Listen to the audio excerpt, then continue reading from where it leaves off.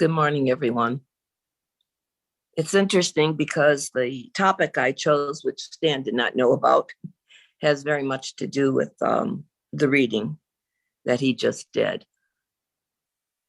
How do we experience happiness? Can we do that when we hold on to our judgments or our negative thoughts? I don't think so. I know I can't. So I want you to think for a moment about the times that you experienced true happiness. What was different? Did you have negative thoughts in your mind? Were you angry with someone? Were you holding on to a grievance? I don't think so, because there is no joy in that. We cannot experience the happiness that is our inheritance. Thinking about when we've been happy, I am certain that there is at no time that you've been happy that you have had negative thoughts running through your mind or anxiety running through your body, because the two can't coexist together. It's impossible. It's like, I'm trying to give an example here. I think I'll skip it, but it's just not possible. So if we want to claim our true inheritance from the source of our being, that in which we live and move and have our being, call it whatever you want, but it can simply be the love within yourself, that connection. But when we lose sight of our spiritual roots, whether that is simply accepting that you are love, that you are lovable, and that you are loving, if that's all you want to call it, that is perfect. But what we need to understand is that that which is love, that which is loving, and that which is lovable is meant to be happy. And we cannot claim that happiness. We cannot experience that happiness unless we're willing to let go of those things we hold on to that actually steal that from us. And that's our negative thoughts, our judgments, our grievances, the things, the baggage we hold on to and we carry around with us from day to day. It weighs us down. We don't physically feel good. We have all kinds of ailments. You know, there was an old saying I heard once that something about angels, they don't carry any baggage, that's why they can fly. Something like that. I'm sure you've heard something similar. And that's what we can do. We can rise above, we can fly above those difficulties we experience in life if we just don't hold on to them. I had a friend once that used to say next. I might have shared that with you once before. She would have an experience and she'd say next. She was ready for the very next moment, the very next experience, letting go the previous one, just letting it go. Life is nothing but experience. It's nothing but experience. And we're here to learn and grow and evolve spiritually through those experiences. And we can be happy while we're doing it. And some of those experiences aren't any fun. I mean, I know that for a fact, so I know you do too. They're just not any fun. Some of them are painful. They're painful. But how long do we want to stay in that pain? That's our choice. It's up to us. We always have a choice. And you know, it's important that we honor our feelings, but we don't have to dwell in them. We don't have to hold on to them. We can let them go and have the next experience free of the past experience. So, for example, when I lost my father, It was natural for me to mourn his passing. But it was my choice.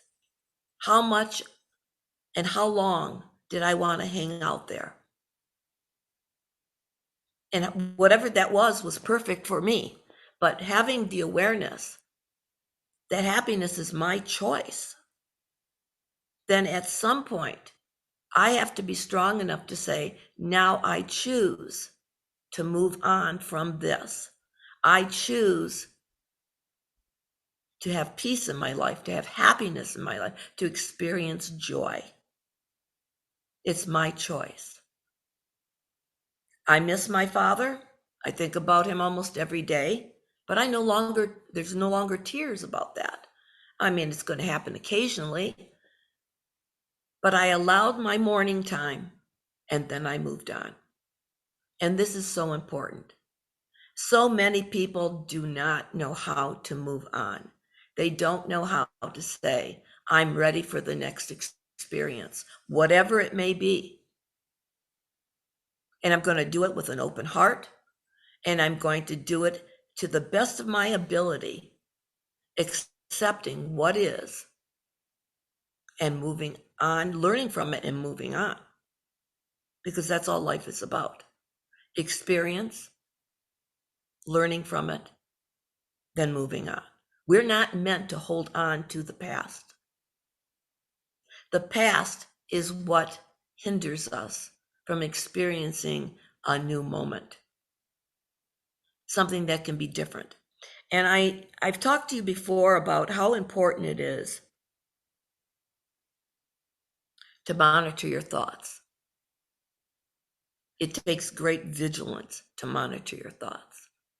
I mean, every day I will tell you negative thoughts run through my mind, but it's how quick you let them go, how you decide, how you choose not to own that thought. As though something was whispered in your ear, and so what? I don't have to give that any power. I don't have to believe it. I don't have to let it keep turning in my mind and taking up space in my mind and in my precious day to live this moment new. It's my choice. It's always my choice. If you want freedom and if you want to experience happiness and joy in your life, you must become vigilant and understand you are the captain of your ship. You're the person behind that wheel, taking yourself on this journey. Where do you want to take yourself? I mean, let's imagine there's two roads, one to hell and one to peace. The one to hell is going to be filled with rocks and bumps, and there are going to be negative thoughts and judgments and grievances, and you're going to have a rough ride down that road. And I'm certain you're not going to enjoy it. But the other path, the path of peace, the path that's a choice, and you can choose between the two of them. You can ride down that one and be curious. You could be looking all around you. What's around me right now? What's here for me to experience and to learn from? To keep an open mind and an open heart. To forgive and let go and experience life. The joy that there is in life. And it's all around us. It's really a choice. I mean, you know, for example, something happens in my day and somebody could say, I'm having a bad day. Well, what are you going to do about it? I can take a walk in the park. I can get my mind off of that. I can go sit out on my patio. Or I can some people love to shop. They just love to get out of the house and shop. Even if they don't buy anything, they just love to be in that energy. Getting away from that which is pulling you down. Believe it or not, yesterday, to get away from something in my life, not to hold on to it, not to dwell in it, I actually got up and cleaned house. And I said I wasn't cleaning house this week, but I mean, I have to laugh to think that that's what I did because I wanted something else to occupy my mind. And before I know it, I got the house cleaned and I was at peace. It doesn't matter what you do to pull yourself from those negative thoughts or those feelings. Don't let them occupy space in your mind or in your heart or in your gut. Get up, do something, but get rid of it. And I love my friends saying, next. It means I'm ready. I'm saying to the source of all creation, I'm ready. What's next? But I'm not going to hold on to what happened last because I want to be happy. I want my freedom. I want to experience joy. And when we do that, our hearts are actually open. And guess what we do? We recognize the love that surrounds us in every person and everything that surrounds us. We actually recognize the love. We recognize it in each other.